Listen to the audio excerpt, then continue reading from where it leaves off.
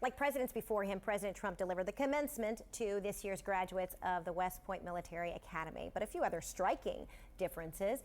Take a look. Each second lieutenant is celebrating their graduation at 6 feet apart due to the coronavirus pandemic. The president's speech coming at a time when the nation is undergoing racial unrest, a pandemic, and tensions between the White House and the U.S. military. CNN White House correspondent Jeremy Diamond attended today's ceremonies and is joining us now from West Point. So, Jeremy, the president spoke for almost 30 minutes today. How did he keep it relevant and current? Well, it was a fairly staid address from the president. You know, he really did stick to the remarks that were in the teleprompter for him.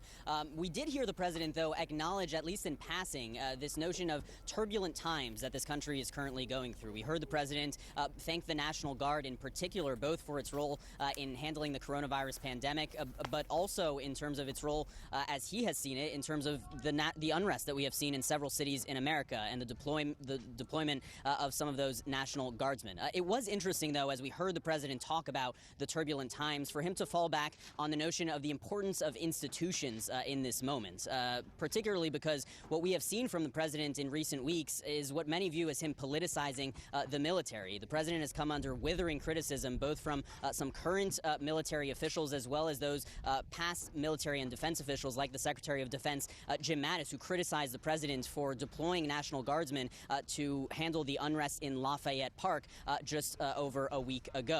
The president, though, insisting that institutions will stand the test of time. So a very interesting message from the president there, particularly in the face of some of the criticism that he has faced. We did not, however, hear the president address in a more comprehensive manner than we have in the past this national reckoning on racism that this country is currently facing. The president so far has really avoided delving too deeply into that issue, and that certainly was not what his focus was on today during his remarks at West Point.